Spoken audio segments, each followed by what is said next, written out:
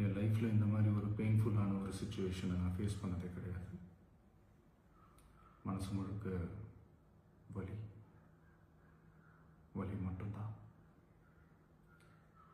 இந்த சுற்றுப்பயணத்தில் என்னென்ன மக்கள் பார்க்க வராங்க, அதுக்கு ஒரே ஒரு காரணம் தான், அவங்க என் மேலே வச்சிருக்கிற அன்பும் பாசமும்.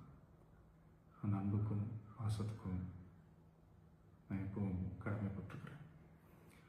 அதனால தான் இந்த சுற்றுப்பயணத்தில் மற்ற எல்லா விஷயங்களையும் தாண்டி மக்களுடைய சேஃப்டி, அதில் எந்த காம்ப்ரமைஸும் பண்ணிடக்கூடாதுன்றதுக்காக தான் அது என் மனசில் ரொம்ப ஆழமாக இருக்கும் அந்த எண்ணம்.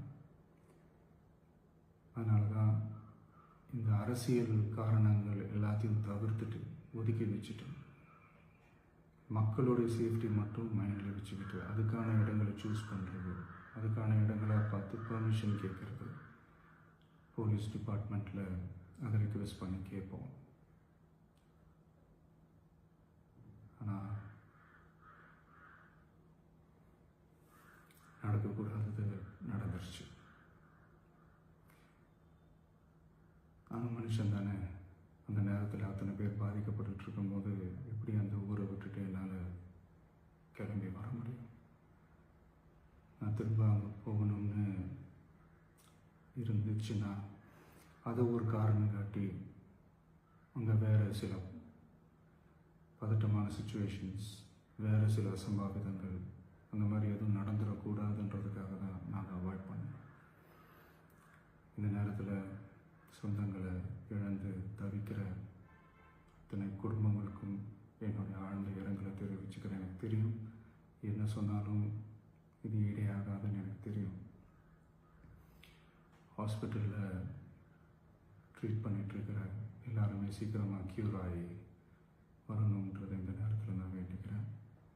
கூடிய சீக்கிரமே உங்கள் எல்லாரையும் நான் சந்திக்கிறேன். இந்த நேரத்தில் எங்களுடைய வலிகளை, எங்களுடைய நிலைமையை புரிஞ்சுக்கிட்டு எங்களுக்காக பேசின அரசியல் கட்சிகளை சார்ந்த நண்பர்கள், தலைவர்கள் அனைவருக்கும் என்னுடைய நன்றியை தெரிவிச்சுக்கிறேன். கிட்டத்தட்ட ஒரு 5 மாவட்டத்துக்கு பிரச்சாரத்துக்கு போனோம். இந்த மாதிரி எதுவுமே நடக்கல. ஆனால் கரூரில் மட்டும் ஏன் எப்படி நடக்குது, எப்படி நடக்குது? மக்களுக்கு எல்லா உண்மையும் தெரியும். மக்கள் எல்லாத்தையும் பார்த்துக்கிட்டு இருக்கிறாங்க. கரூரை சேர்ந்த அந்த மக்கள் அந்த உண்மையெல்லாம் வெளியில் சொல்லும்போது எனக்கு கடவுளே நேரில் வந்து இறங்கி அந்த உண்மைகள்லாம் சொல்கிற மாதிரி எனக்கு தோணுச்சு. சீக்கிரமே எல்லா உண்மைகளும் வெளியில் வரும்.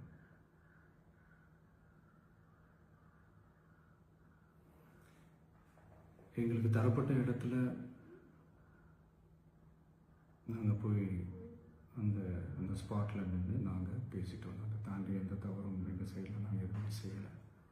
பட் இருந்தாலும் எங்கள் கட்சியை சேர்ந்த நிர்வாகிகள், தோழர்கள் மேலே எஃப்ஐஆர், அது மட்டும் இல்லை சோஷியல் மீடியாவை சேர்ந்த நண்பர்கள், தோழர்கள் அவங்க மேலே எஃப்ஐஆர்லாம் போட்டு இப்போ பிடிச்சிக்கிட்டு இருக்கிறாங்க.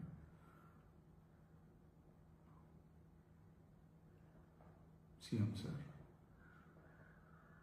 உங்களுக்கு ஏதாவது இந்த பழி வாங்கணும் அப்படின்ற எண்ணம் ஏதாவது இருந்துச்சுன்னா என்ன வேணாலும் பண்ணுங்க. அவங்க மேலே கை வைக்காதீங்க. நான் ஒன்று வீட்டில் இருப்பேன், இல்லை நான் ஆஃபீஸில் இருப்பேன். என்ன வேணாலும் செய்யுங்க. நண்பர்களே, தோழர்களே, நம்மளோட அரசியல் பயணம் இன்னும் ஸ்ட்ராங்காக, இன்னும் தைரியத்தோட